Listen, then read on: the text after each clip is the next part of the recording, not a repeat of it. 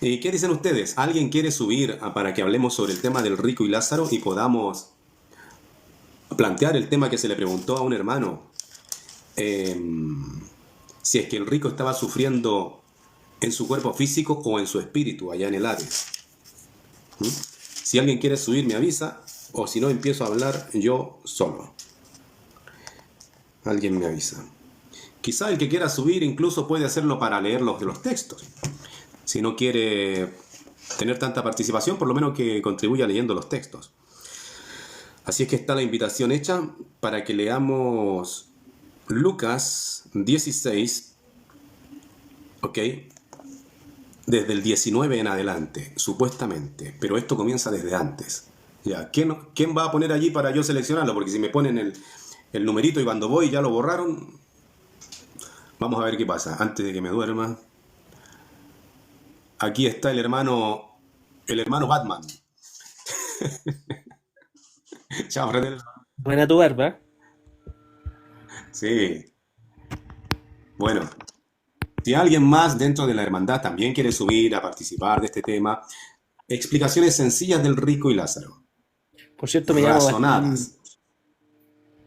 Te llamas Bastián. ¿Con M Mucho al gusto. final? No, Bastián. Bastián con N. Ajá. Bastián. ¿Y la M a qué se refiere la M y la S? Son mis iniciales. Bastián, Alexander, Moena, Soto.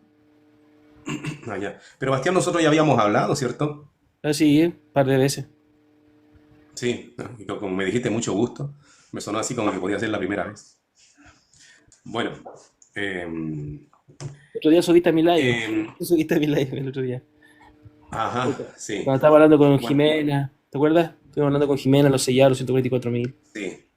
Mira, acaba de subir un hereje. A este Ah, hereje no. hay que tenerle Yo me voy. paciencia, ¿no? Yo me voy. Llegó el ketchup. Ah, ahí te vas porque llega él. No. ¿Cómo Es están? un hereje más.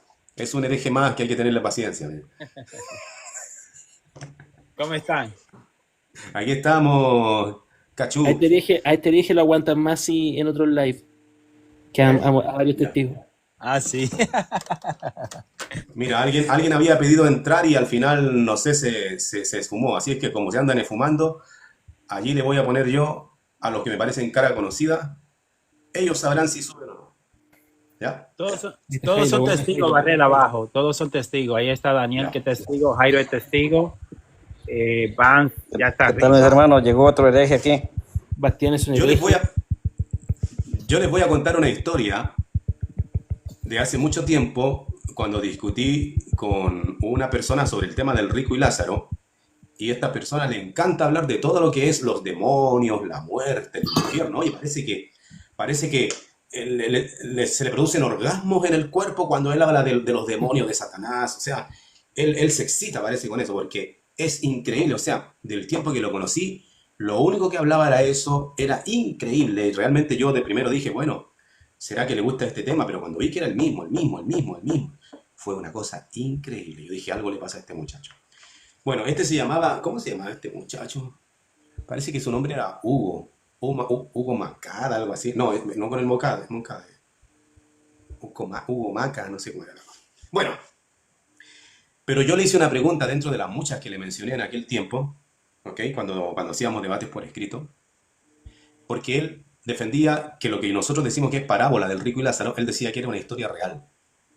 Ah, Los clásicos argumentos, nombres propios, Lázaro, el rico no es nombre propio, pero te lo tiran en griego como que sí es un nombre. Entonces nombres propios, lugares definidos, etcétera, etcétera. Entonces yo le pregunté, si lo del rico y Lázaro es una historia real, dime tú dónde ocurrió y cuándo ocurrió. Y esa pregunta, amigos míos, es la primera que hay que hacer antes de que ellos empiecen a hacer preguntas de si está sufriendo en el cuerpo, si está sufriendo en el físico, en el espíritu. Antes de entrar a explicar el asunto, tendríamos que ver primero si es historia real o parábola. Visto que tú dices que es historia real, dímelo de una buena vez, ¿dónde y cuándo ocurrió? La respuesta que se aventuró a dar el muchacho dijo, en algún tiempo cercano a Moisés.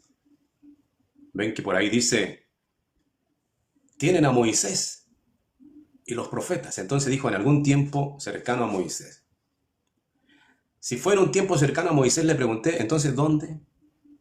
¿Dónde? Porque Moisés, la vida de Moisés se extiende desde que salieron de Egipto. Pongan atención, fíjense, desde que salieron de Egipto y duró 40 años vagando en el desierto, vagando. Y cuando fueron a llegar a la tierra prometida, ¿saben qué pasó con Moisés? ¿Alguien se recuerda qué le pasó a Moisés justo cuando iban a entrar a la tierra prometida? ¿Cómo dices? ¿Cómo ¿Qué dices? fue lo que le pasó a Moisés? Precisamente antes de entrar a la tierra prometida, Jehová lo llama, habla con él. ¿Y qué ocurre con Le Moisés? dice que no va a haber la tierra prometida, se va a quedar. Exactamente. En Deuteronomio 34, 3, 5 dice que Jehová puso a dormir a Moisés a los 120 años, sus ojos no se habían dormido, su fuerza vital estaba, y le dice, no entrarás a la tierra prometida por la desobediencia. Ajá. Entonces, si la persona que abordó el tema del rico y Lázaro como si fuera una historia real y me respondió ante la pregunta que le hice de que ocurrió en los tiempos de Moisés, ¿sabes dónde tendríamos que incrustar esta historia? En los 40 años del desierto, cuando andan vagando, es decir, avanzan un poco, incluso desarman el tabernáculo, se plantan en un lugar porque la nube o el fuego, si es de noche, dice, aquí me quedo como nube, aquí se queda el pueblo. Día siguiente la nube o el fuego, según fuera de día o de noche, se alzaba, desarmaban la tienda y la gente desarmaba también sus pequeñas carpas, sus pequeñas tiendas, y avanzaba hacia otro sector y así anduvieron todo el tiempo que Moisés estuvo con ellos en el desierto. Mi pregunta es la siguiente, por lo tanto. ¿Pudieron darse los acontecimientos que supuestamente son reales allí en el tiempo de Moisés? Porque dice que había una mansión de un hombre rico. ¿Mansión? Mientras todos van avanzando, vagando por el desierto. ¿Quién tiene una mansión? No tiene sentido. Ahí vamos, ¿te das cuenta? Y en esta mansión, donde el rico día tras día se hartaba de las cosas buenas, de comidas exquisitas con sus sirvientes, porque era un rico, ¿ok? Él tenía a la puerta de su mansión a un pobre lleno de úlceras. En ese tiempo las úlceras eran indicativo de lepra. Y la lepra no te permitía estar en la ciudad, mucho menos en la puerta de un rico. Entonces, si esto fuera una historia real, ¿cómo podríamos conciliar esta idea de que hay una persona con aparentemente lepra en la puerta de un rico, cuando la misma sociedad de Israel que hacía le decía el leproso fuera del campamento? El leproso tenía que estar fuera. Incluso llegaban los perros y le lamían no sé si lamían o lambían, las úlceras al mendigo, al Lázaro que estaba afuera de la casa del rico. Pero es que en Israel el perro es un animal inmundo. No hay perros. Entonces, estamos viendo una supuesta historia real que no calza porque en el trayecto de los 40 años de vagar nadie tenía un palacio porque tenían que andar avanzando. Tampoco nadie era rico sobre otros. Todos comían maná, que si no comían, si Jehová no le daba el maná se morían de hambre. ¿De dónde sale este rico con manjares exquisitos y con sirvientes? ¿Se dan cuenta cómo no cuadra con una historia? El ulceroso tendría que haber estado lejos y en la escena no tenían que haber perros. O sea, aquí, cuando tú le presentas la pregunta a la persona, ¿dónde ocurrió esto que tú dices que es una historia real? Con todos estos personajes implicados, por lo menos a mí, esta persona me dijo en los tiempos de Moisés. Y cuando le demostré que para los tiempos de Moisés ninguna de las cosas descritas aquí encaja, quedó complicado. ¿Quieren que leamos los versículos para que veamos lo que dice sobre ciertas cosas que no encajan? Si Es dan corazones como, ahí, me imagino que es porque quieren que los leamos. Si no hay corazones, es seguimos como, hablando nada más. es como cuando te dicen que es como si nosotros viéramos el relato del ángel que le cuenta a Daniel, ¿cierto? Que tuvo que llegar Miguel para liberarlo por 21 días. Y como está el relato de Miguel, un nombre común, ¿cierto? Eh, entonces es una historia real y física que ocurrió. en algún momento. O sea, no, la intención del relato es 100% teológica. Y Lázaro, por lo que tengo entendido, el nombre de Lázaro es como es una derivación del nombre de Eleazar, del sacerdote Eleazar, que significa como el que ha perdido la luz, algo así.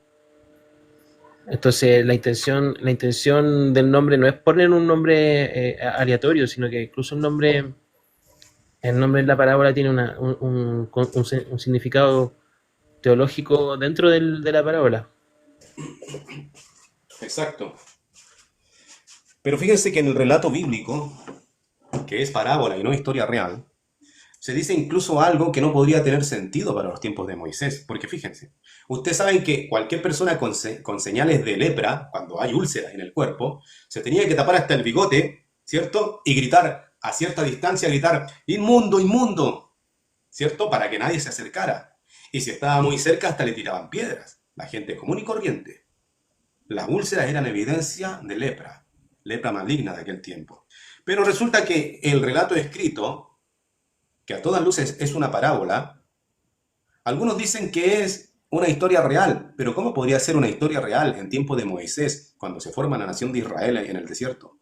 Y que ocurra lo que dice el versículo 20 y 21, dice Lucas 16, 20 y 21, pero junto a su puerta, la del rico, no, incluso mira el del 19, había un hombre rico que se vestía de púrpura y lino y llevaba una vida de placeres y lujo. ¿Quién llevaba vida de placeres y lujo en los tiempos de Moisés en el desierto? Nadie. Esto no puede ser una historia real. El rico tenía una vida de placeres y lujos, pero junto a su puerta, oye, nadie se edificó casas en el transcurso de la ida por el desierto. La gente vivía en tiendas, en pequeñas tiendas. Pero aquí dice, pero junto a su puerta solían dejar a un mendigo llamado Lázaro, que estaba lleno de úlceras. No solo el mendigo tenía estas úlceras que podían señalar a la lepra y tenía que estar fuera del campamento, sino que esto evidencia que es una parábola y no una historia real, porque dice, pero junto a su puerta solían dejar a un mendigo. A ver, si el hombre es dueño de la casa que no existe, pero vamos a hacerte cuenta de una historia real, que sí, alguien se plantó con un palacio en el transcurso de los 40 años de vagar en el desierto. No comía maná, era el único que no comía maná porque no necesitaba, él tenía abundancia de alimento. Ahí le ponían a un mendigo ulceroso, estaba allí, con perros, que era un animal que la ley también lo considera inmunda. Pero es que aparte de eso, dice el texto, junto a su puerta solían dejar a un mendigo. O sea que el Es que mendigo quizás lo era una echaban de mansión ahí. rodante. ¿Ah? Era una mansión rodante, por eso. Claro, podría ser así. Pero tú te imaginas a personas que están bajo la ley trayendo todos los días al mendigo para dejarlo en la puerta. ¿Quién se atrevería a hacer eso? Porque aquí dice que solían dejar al mendigo, solían dejarlo. Era una cosa común que hacían algunas personas. Lo tomaban y lo llevaban para allá. Entonces tú te das cuenta que esto no tiene nada que ver con una historia real, porque te está dando un montón de elementos que son imposibles en el trayecto del viaje con Moisés a través del desierto. ¿Y por qué me dijeron que era en el tiempo de Moisés? Porque cuando el rico está muerto, pide al padre Abraham que envíe a alguien a decirle a los de su familia que por favor recapaciten. Y la respuesta que se le da, tienen a Moisés. Entonces, como dice, tienen a Moisés y no le obedecen a Moisés. Por eso me dijeron que esto se había dado en el tiempo de Moisés. Pero los detalles de la Biblia no cuadran. No cuadran con la ley, no cuadran con el entorno, no cuadran con los 40 años vagando en el desierto. ¿Cómo una persona va a tener banquete día tras día si la gente para sobrevivir tenía que comer maná? A la hora que Dios no hace aparecer maná, se mueren de hambre. ¿Quién sería este que de verdad vivía en una mansión cuando ni templo había? Hasta la tienda del tabernáculo era una simple carpa. Esto es una Es historia insostenible. ficticia. Es insostenible. Claro, es Pero una historia yo ficticia. creo que como dijiste tú, el hombre leyó a la rápida y se encontró con que el rico habla de que se obedezca la voz que se obedezca la voz de Moisés. Y dijo, Moisés, entonces tiene que haber pasado tengo que haber sido cercano a Moisés. Por eso yo creo que te respondió así. Claro, porque como aquí, déjame encontrar el versículo. Dice en el 28, le está mandando a que vayan él ya está en el tormento y está mandando a que le vayan a avisar a sus parientes para que no les pase lo mismo. Dice, porque tengo 5 hermanos, que les dé un testimonio completo para que no vayan a entrar ellos también en este lugar de tormento. O sea, vayan y avísenle a mis hermanos, dice el que están en el tormento. Y en el Respuesta del versículo 31 29. está. ¿Mm? En el versículo 31 está. En el último. Sí, pero el 39 también, el 29 también dice, tienen a Moisés. Sí, sí, también. Tienen a Moisés. Entonces después tú dices el 31, pero Abraham le respondió, si no escuchan a Moisés y a los profetas, tampoco se convencerán si alguien va a entre ellos de entre los muertos. Entonces, por esa razón, por el hecho de que diga tienen a Moisés, se inclinó la persona que cree que esto es una historia real, se inclinó a ambientarlo en los tiempos de Moisés. Pero cualquier persona que es lectora de la Biblia se da cuenta que en el tiempo de Israel, cuando vagaban por el desierto, y mucho menos cuando ya entran en la tierra prometida y se forman en sus comunidades, no es correcto que haya un rico en opulencia y otros pobres. ¿Sabes por qué? Porque la ley tenía unos arreglos que evitaban la pobreza. La ley de la rebusca, ustedes saben que se sembraba y se cosechaba, pero estaba prohibido recoger todo el producto. Tenías que dejar producto atrás para que no existiera pobre. ¿Se recuerdan de la ley de la rebusca? Que es lo que experimentó en carne propia Ruth cuando fue con Noemí. Sí. Llegan ahí y tuvieron que vivir de la rebusca y nadie era pobre porque Jehová quería un pueblo y una nación que no tuviera pobreza. ¿Ok? Entonces llegaban incluso 7 años y todo lo que tú hubieses vendido porque estabas mal económicamente tenía que ser restituido. Al 7º año habían restituciones de tus posesiones. Mientras que en el jubileo había eso, un jubileo donde tú recuperabas absolutamente todo, incluso tu libertad, si te habías puesto como una especie de esclavo, porque ya no tenías ningún recurso a que echar mano. Entonces la ley estaba tan bien hecha que impedía que existiera pobreza. Pero esto, que supuestamente es una historia real, me dice en el versículo 20, Lucas 16, 20, me está diciendo que junto a la puerta del rico solían dejar a un mendigo. Mendigo, mendigo, en un pueblo que tiene una ley que impide la mendicidad. No cuadra. Y tampoco, ahí tampoco, si hacemos un análisis histórico, desde el primer siglo tampoco habían ricos en Judea tampoco en esa época. Recordemos que ahí estaban subyugados por los romanos y tenían que pagar impuestos, estaban en una condición de pobreza porque también estaban las revueltas que estaban con el Imperio Romano, ellos querían su independencia y toda guerra trae costos. Entonces estaban en un periodo de pobreza extrema, no había ricos, para la época de Jesús tampoco. Exacto.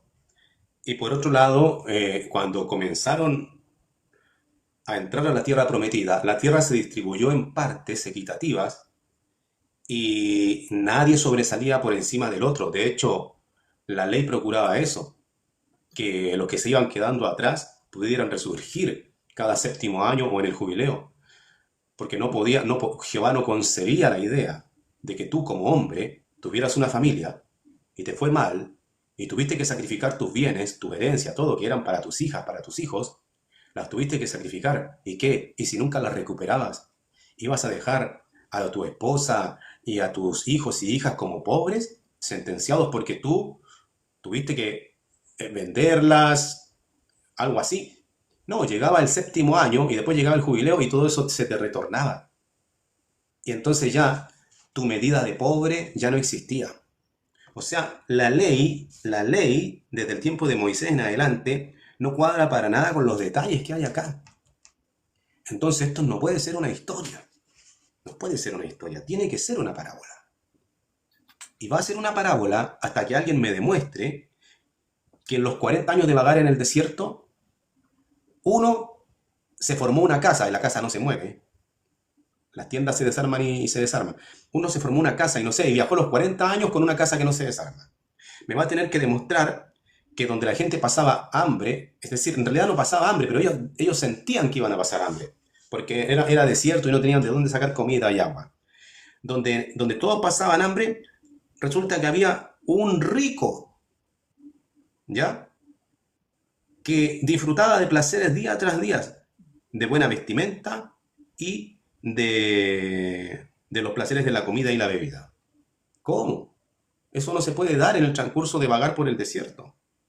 Van a tener que explicar cómo es que un mendigo existe allí y ulceroso, tipo leproso, era llevado a la puerta día tras día. O sea, hasta los que lo llevaban a él a la puerta estaban violando la ley.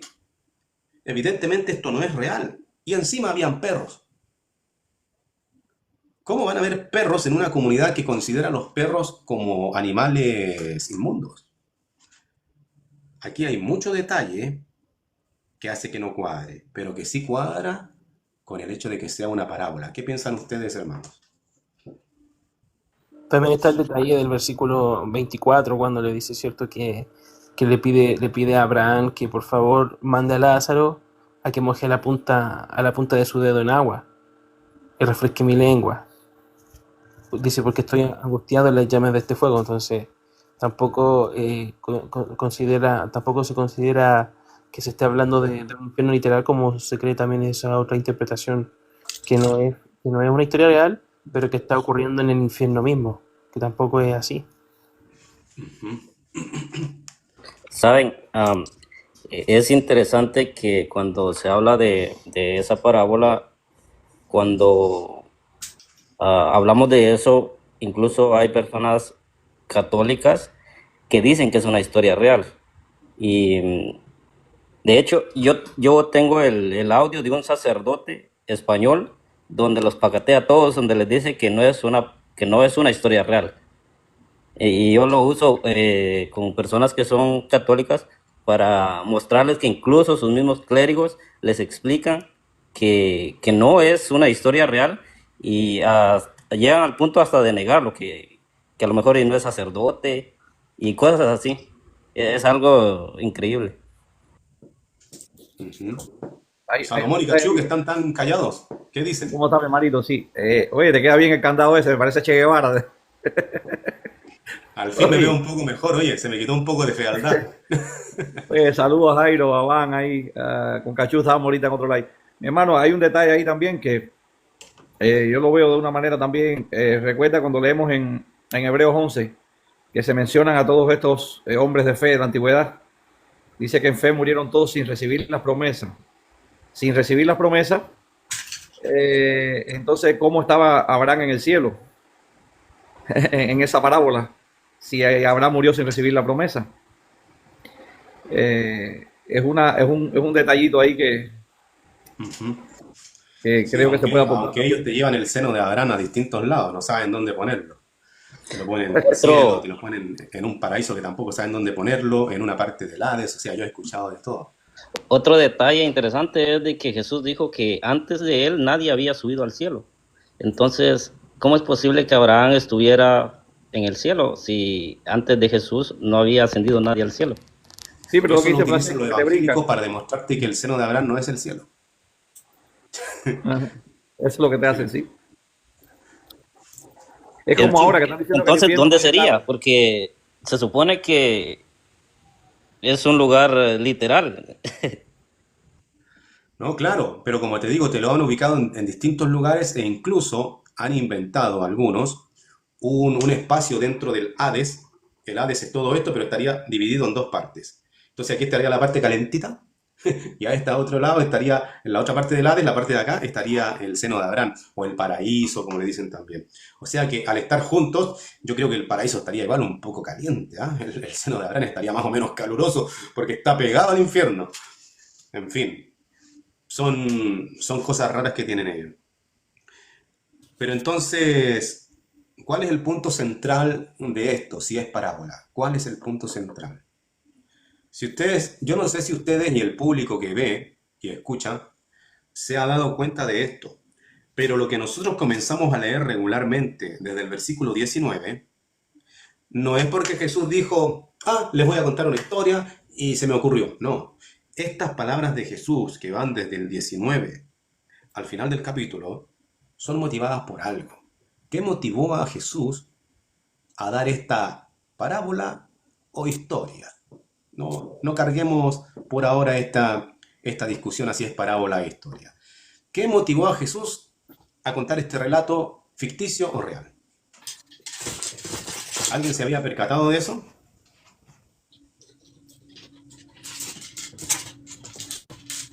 Es lo que está en el versículo 14. Jesús está predicando y llegan los fariseos a burlarse. Y los fariseos se sentían la cosa más importante de la sociedad. O sea, en asunto de nivel, ellos eran ilustrados con el rico. Ellos tenían el acceso a la ley, el entendimiento, la comprensión, supuestamente, a la vez que estos malditos que no conocen la ley, así se referían a la gente común, como Lázaro, que Lázaro es un nombre bastante común, por eso que se escogió ese nombre. Entonces, esta gente de la tierra que no conoce la ley son unos malditos. Entonces, Jesús está predicando y ve que llegan a burlarse estos que están en la posición más alta del arreglo de la ley, ¿cierto? Los guardianes de la ley, que de hecho ellos le pusieron otras vallas a la ley inventando que no se podía matar una pulga, que no te podías poner un poco de vinagre si te dolía la muela en día de sábado. O sea, ellos no solamente administraban la ley, sino que imponían más leyes. Eran los funcionarios más altos, ¿ok? La parte rica.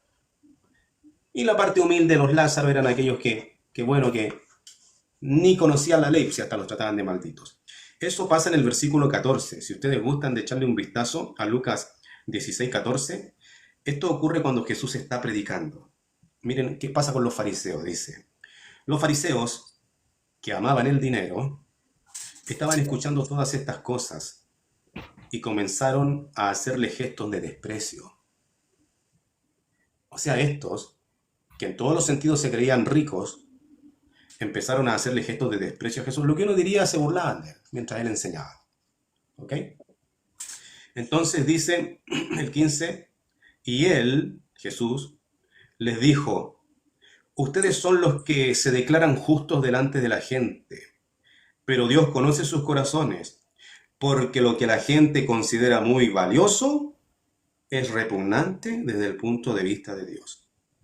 Está diciendo algo parecido a lo que dice un proverbio. El que se ensalza será humillado, y el que se humilla será ensalzado. Entonces le empieza a cantar aquí a los fariseos que el momento de cambio de circunstancia se va a dar ahora. Va a terminar la ley y va a comenzar el cristianismo. Ustedes son como ricos, posición alta en el arreglo de la ley. Pero cuando el arreglo de la ley desaparezca, ¿qué posición van a tener ustedes? ¿La misma? Si la ley ya no va a existir como arreglo, sino que ahora entra el cristianismo, resulta que son la gente humilde la que entra mayormente en el cristianismo. ¿Qué va a pasar con ustedes? Entonces dice aquí en el 16, dice Jesús hablando, la ley y los profetas llegaron hasta Juan, el Bautista. Desde entonces se anuncia el reino de Dios como buenas noticias y todo tipo de personas avanza con empeño hacia él, hacia el reino de Dios. La ley está quedando atrás. En realidad es más fácil que desaparezca el cielo y la tierra que se quede sin cumplir un solo trazo de una letra de la ley. Entonces le está diciendo, amigos, la ley va a pasar. Y cuando la ley pase, ocurre el detalle de la historia que cuenta Jesús, que es ficticia. Pero voy a ir a un versículo y termino para que hablen ustedes. Hay un versículo que dice el 22, precisamente en la parte B del 22, dice, ahora bien, con el tiempo, el mendigo murió y los ángeles lo llevaron al lado de Abraham. El rico también murió y fue sepultado. La muerte en este versículo significa que terminó la ley y comenzó el cristianismo. El rico murió a su condición y Lázaro murió a su condición. Lázaro había sido alguien desfavorecido, ahora en el cristianismo está en la posición más alta que hay, el seno de Abraham. Y el rico, que había sido el favorecido durante la ley, ahora que no quiere participar en el cristianismo, resulta tener la posición más baja que hay, irse al Hades y sufrir. Entonces, de esto nos está hablando. Y si alguien tiene dudas, se lo voy a plantear con esta pregunta. Si la cosa no fuera así como yo la estoy diciendo, ¿qué sentido entonces tiene el versículo 18 en medio de todo esto? ¿Alguien me podría decir qué tiene que ver el versículo 18 entre medio de todo esto? Porque los fariseos se están burlando. Jesús les dice, les queda poquito, va a terminar la ley, va a cambiar todo. Luego les cuenta una historia que no encaja en los tiempos de Moisés, así que es ficticia. Pero si alguien me quiere contradecir, que me diga cómo encajaría el versículo 18 en la explicación que esa persona me dé, porque ante la explicación que yo doy de algo ficticio, sí sé cómo entra el versículo 18. ¿Quién se atreve a mencionar el 18? Yo te refuto. No. Refuta. No. La parábola como tal tiene un propósito aleccionador. Lo que representa el rico es la pretensión máxima que tenían los fariseos. Era su ideal, su arquetipo de persona. Por eso es que Jesús incluso lo viste, dice, de vestidos finos, ¿no? De telas púrpuras. Entonces era lo que representaba como el ideal fariseo de la época. Entonces ellos asumían que si ese hombre moría así, con todas las condiciones que se le ponen en la parábola, ese hombre iba automáticamente estar en una posición en el Geinom, ¿cierto? En el valle de Geinom, iba a estar en una posición bien alta, exaltada. Pero acá muestra Jesús que no, que él no se encontraba en la posición más alta, sino que aquel que le pedía constantemente ayuda a Dios. Ahora me acordé de lo que significa Lázaro. Lázaro significa el que pide a Dios ayuda, o Dios es mi ayuda, algo así. Entonces, lo que representa Lázaro es una persona que desfavorecida, pero con la vista puesta en Dios, siempre pidiéndole a Dios por algo mejor, porque lo ayude, porque lo haga salir de sus dificultades. Y eso es lo que Jesús quiere resaltar, que ese tipo de persona agradecida y pidiéndole siempre ayuda al Padre es la que va a estar en una posición siempre más alta a los ojos de Dios. Uh-huh. Dios ha ayudado. Lázaro. Exacto. Sí, Dios me ayuda, Dios me ha ayudado, es lo que quiere decir. Claro. ¿Qué es la actitud normal de alguien que está con el corazón constrito y acepta a Cristo? No es la actitud que tiene el rico.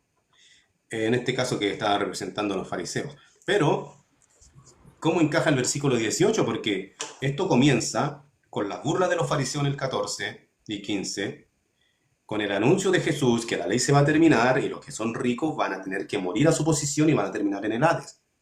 Y que al mismo término de la ley, la gente de la tierra que son considerados unos malditos e ignorantes, también van a morir a su condición y van a tener una condición mucho mejor, estar en el seno de Abraham. Entonces, todo esto es al momento de que termina la ley y entra el cristianismo. ¿Qué tiene que ver entre medio de todo esto el versículo 18, cuando dice: todo el que se divorcia de su esposa y se casa con otra, comete adulterio? Y cualquiera que se casa con una mujer que está divorciada de su esposo, comete adulterio. ¿Saben que algunas personas han llegado a pensar que ese versículo está mal puesto allí? Que Lucas, como no fue un apóstol, sino que él investigó las cosas, parece que puso ese versículo allí, pero que no iba allí, porque no calza, dice la gente, algunos. Pero Lucas no se equivocó, porque investigó todas las cosas con cuidado. Entonces la gran pregunta es, ¿qué tiene que ver ese versículo allí? Porque esta es una palabra de Jesús, dicha después de la burla de los fariseos, después que Jesús sentencia que la ley llegó hasta Juan y ahora está entrando el cambio hacia el reino. Y luego de esa advertencia dice, lo que está en el 18. Y entonces después da la ilustración del rico y Lázaro. ¿Pero qué pretendía con el 18?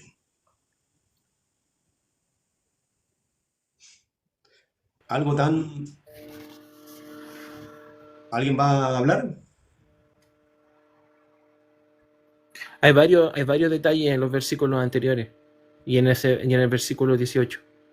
Porque, por ejemplo, en el versículo 14 eh, hay un comentario ahí de Lucas. Dice, los fariseos, ¿cierto? Dice que amaban el dinero. Entonces ya te está mostrando como la posición de la cual están criticando a Jesús. Y después dice que ellos se declaraban justos ante los demás. En el siguiente versículo, ellos tenían la tendencia de mostrarse como justos ante los demás. Y en el verso 18 está la gran disputa de lo que era la ley de Moisés, ¿cierto? Con el verdadero sentido que le da Jesucristo al divorcio. Porque si vemos los contextos comparados, ahí se abre una discusión en que los fariseos decían, bueno, nuestro padre Abraham nos dio Ketubá, que es la carta de divorcio, y Jesús les dice, ¿no? que esa carta, si bien se la dio para que ellos la ejercieran con conciencia, al fin y al cabo ellos después la estaban mal utilizando, la usaban con cualquier pretexto o excusa para no seguir casado con su esposa. Y entonces por eso que les dice después, ¿cierto? Que el que esté divorciado y se junta, ¿cierto? Con otra mujer, sigue cometiendo adulterio, en el versículo 18. Claro, porque Entonces, las únicas razones para poder divorciarse o exacto, estar libre de un cónyuge, ¿cuál sería? la fornicación, el adulterio. La fornicación es una. ¿Y cuál sería la otra que te quedas libre de un cónyuge? A muerte. La muerte. Exacto. Yo quisiera plantear una objeción que me plantearon en algún momento, no sé si es el momento ahora. Póngale.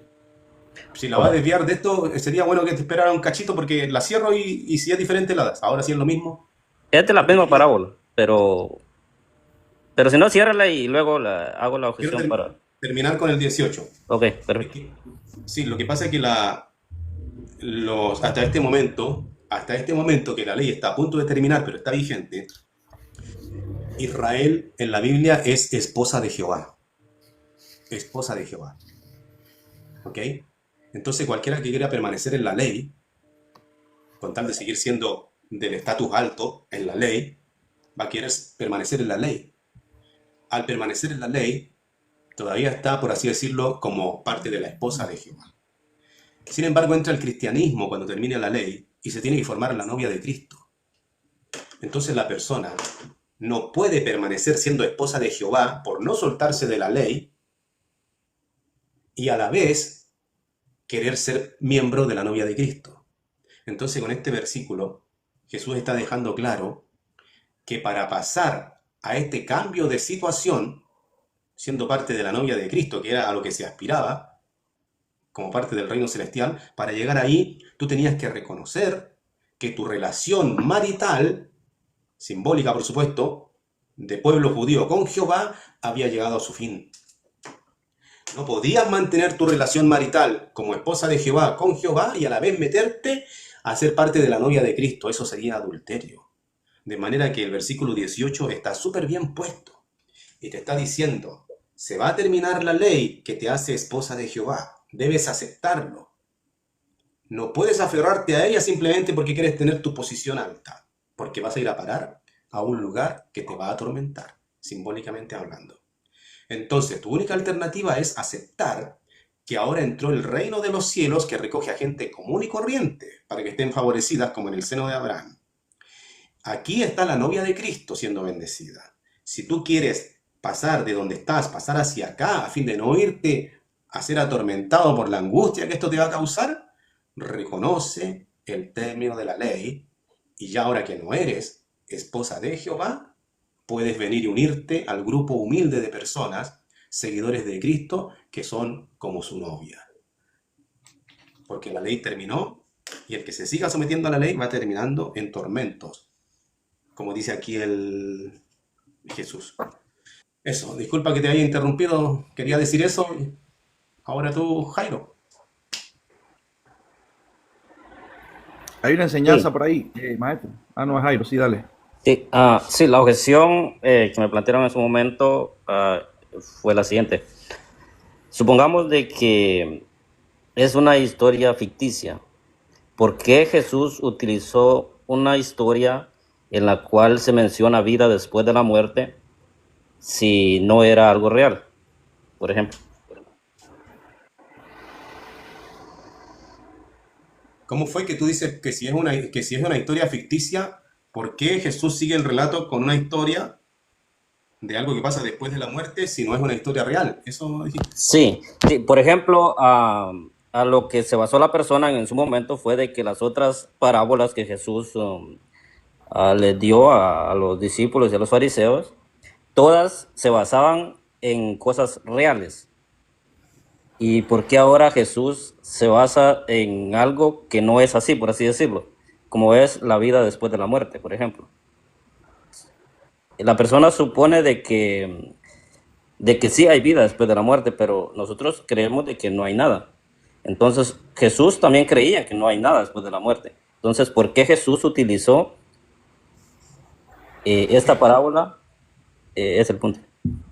Antes de dar la respuesta así tal cual como la quisiera la persona que pregunta, que no hay ningún problema en dársela, pero es que antes de darla, la persona tiene que entender que esto que él habla sobre algo que ocurre después de la muerte, que si es ficticio o es real, lo estamos analizando, la persona que pregunta sobre estas cosas tiene que abrir los ojos y darse cuenta que está preguntando por una parte de toda la parábola, o de toda la historia, como queramos decir. Es decir, la parábola o historia que está en disputa no comienza acá cuando dice que el rico y el Lázaro murieron. Comienza antes. Comienza en el trayecto que han dicho algunos evangélicos que ocurre, que tendría que haber estado ocurriendo en el tiempo del Éxodo, cuando vagaban por el desierto. Y cuando tú analizas ya en orden esta primera parte y te das cuenta que está llena de elementos que no cuadran por ningún lado, ¿qué vas a hacer tú cuando llegas a la segunda parte? Vas a decir, no, mira, la vamos a cortar. Hasta aquí es todo ficticio porque nada cuadra. Pero de aquí para abajo todo es real. No, pues sí, es una pura historia. Es solo una historia, por lo tanto no podemos dividirla en ficticia y real. O es ficticia entera o es real entera.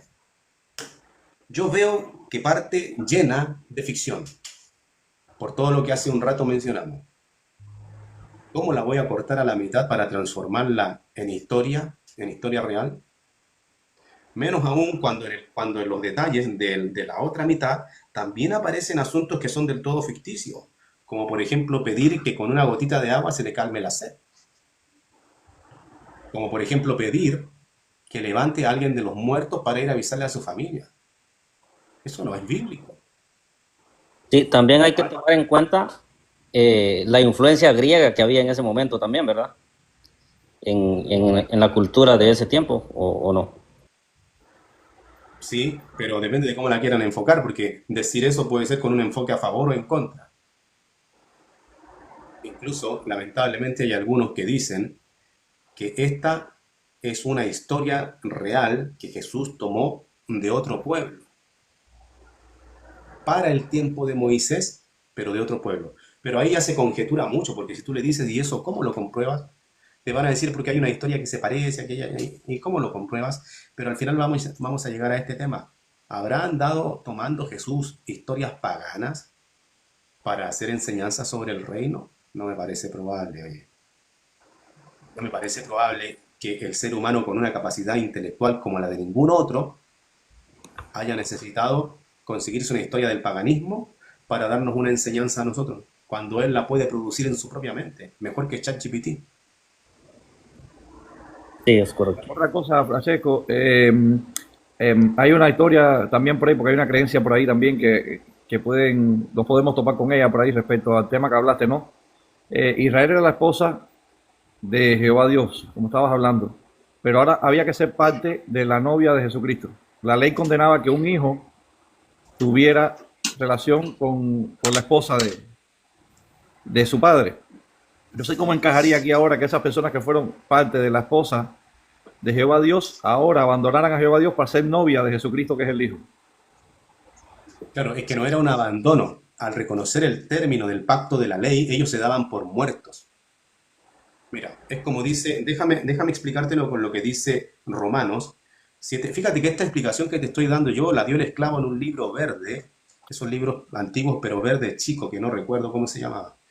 Pero esta explicación está muy buena, debe ser un libro como del año 70. Ustedes ponen el Rico y Lázaro en el buscador y cuando lo lleve a un libro del año 1970 y tanto, ese debe ser. Y allí también sale esta respuesta a tu pregunta. Dice Romanos 7:1 en adelante, dice, ¿será que no saben, hermanos, que estoy hablándoles, porque estoy hablándoles a los que conocen ley? ¿Será que no saben que la ley tiene dominio sobre el hombre mientras vive? O sea, mientras vive la persona, tiene efecto el contrato, en este caso el matrimonial también. Cuando ya se reconoce como muerta una persona, ya el contrato no es válido. Entonces dice el 2, por ejemplo, la mujer está casada o está atada por ley a su esposo mientras él vive. Pero si su esposo muere, queda libre de la ley de su esposo. Así que mientras vive su esposo, si llegara a ser de otro hombre, sería adúltera. Pero si su esposo muere, queda libre de la ley de él. De modo que no sería adúltera si llegara a ser de otro hombre. ¿Mm? Y ahora dice el 4, asimismo, hermanos míos, a ustedes también se les hizo morir con respecto a la ley. Cuando está explicando esto, el apóstol Pablo está diciendo, amigos, con respecto a la ley, que era el contrato matrimonial con Jehová, ustedes están muertos, muertos, muertos. Y resulta que la muerte es lo que permite disolver un vínculo. Estando ellos muertos a la ley, que era el contrato matrimonial con Jehová, podían ser parte de la novia de Cristo, porque ya no había nada que los uniera a Jehová. Porque cuando hay muerte, se rompe el vínculo. Ellos, como dice Pablo, ellos mueren con respecto a la ley. Y entonces pueden unirse a Jesucristo como parte de su novia. No sé si se entendió o quizás no fue muy claro. Sí, sí, sí. Y se entendió, claro. Sí. Sí, lo que ellos te pueden decir ahí, bueno, entonces se vería bien que si muere la esposa de mi padre, aunque quede libre, yo siendo el hijo me case con ella o tengo una relación con ella. Pero bueno, ya es una parte más, porque hay John Montero, no sé si lo conoce, y está con esa doctrina atacando mucho, exactamente, ¿entiendes? Sobre todo a muchos hermanos. Pero es que acuérdate que aquí esto son asuntos simbólicos donde, mira, está de más decirlo, pero lo voy a decir. Aquí no tiene nada que ver esto con relaciones sexuales. Porque fíjate tú, ¿qué es lo que en el mundo hace que sea feo? Que sea muy feo.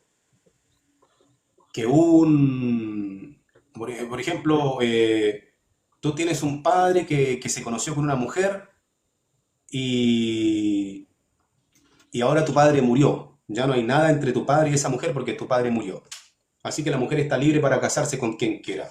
Y ahora tú, que eres el hijo de tu padre, vas y te casas con la mujer. Se ve feo, ¿cierto? ¿Pero por qué se ve feo? Porque en nuestro ámbito está la idea siempre fuerte del tema sexual. Nuestra mente se va hacia eso y por eso que lo hace feo. Pero cuando nosotros hablamos de las cosas divinas, no entra este aspecto que todo lo degenera, que todo lo hace feo.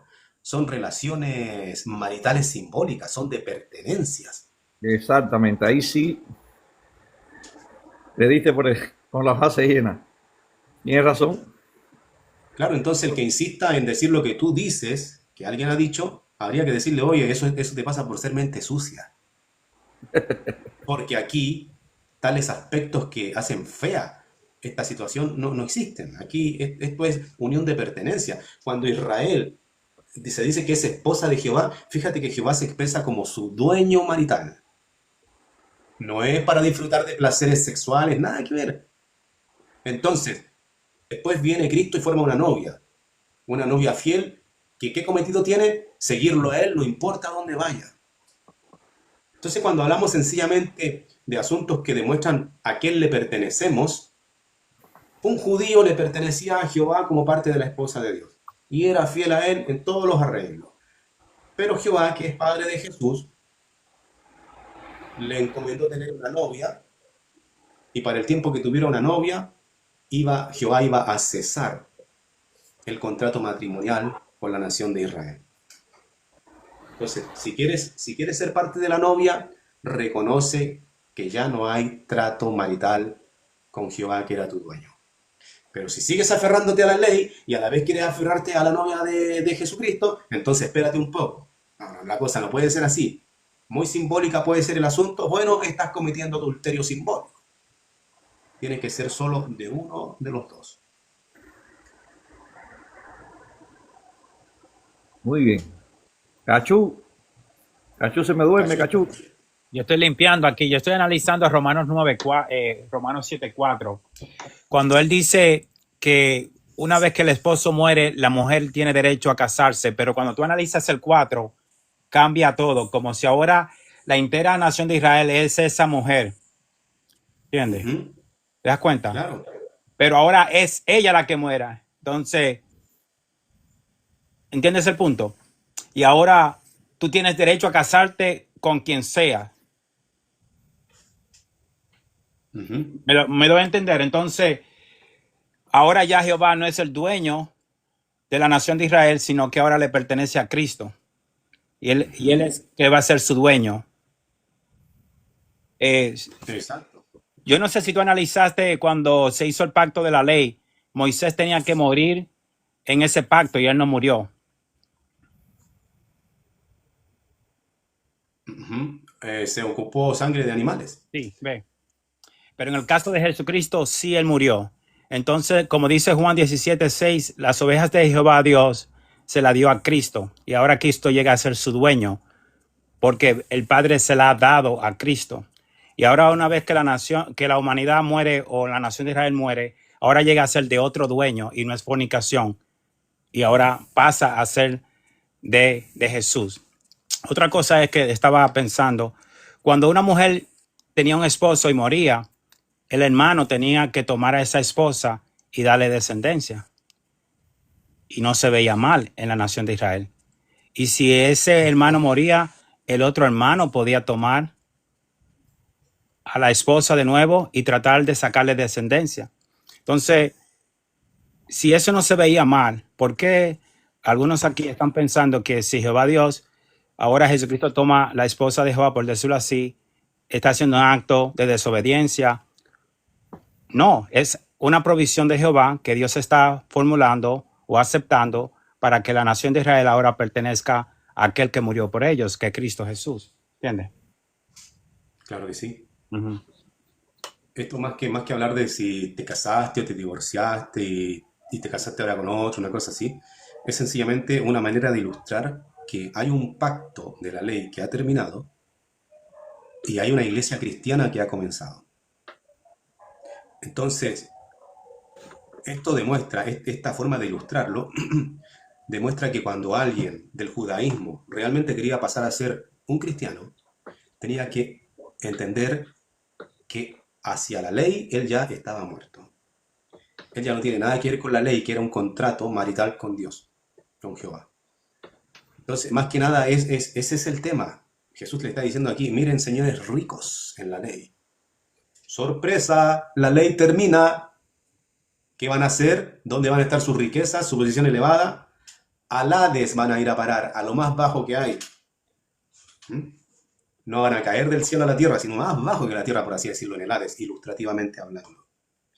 Y en el mismo término de la ley, el Lázaro, que siempre depende de la ayuda que Dios le dé, eso es lo que significa su nombre, pasa a la posición privilegiada. ¿Por qué? Porque siempre los que están más necesitados aceptan con mayor facilidad las buenas nuevas del reino. Mientras que es más difícil que pase un camello por el ojo de una aguja antes que un rico acepte las buenas nuevas. Y este rico era rico tanto en dinero el fariseo o los fariseos que están siendo representados por el rico. Son ricos en sentido de dinero, pero también en sentido de posición. Y cuando alguien tiene una posición elevada, no la quiere perder. No la quiere perder. Es como ese deseo de no entregar el poder. Una onda así como Maduro y otros hombres que gobiernan en otros lugares. O sea, eh, no les gustan los cambios. Pero con Jesús no era si te gusta o no. Jesús le dijo, la ley va a terminar. Y el cambio viene igual. Tu posición elevada va a terminar en una posición muy angustiante para ti. Y así es, pues. Cuando el relato este está lleno de elementos que no calzan en ningún momento de la historia y cosas que no pueden ocurrir en la realidad, como apagar la sed con un dedo untado en agua, es evidente que todo esto es una parábola. ¿Tocamos el otro tema? Ah, ¿cuál es el otro tema? Ahí mismo cuando escuché, después de este dijeron, yo te quiero preguntar a ti, testigo de Jehová, le dijo el evangélico, yo te quiero preguntar a ti, si ustedes creen en la creación del espacio-tiempo, ¿en qué momento, en qué tiempo Jehová creó a Jesús?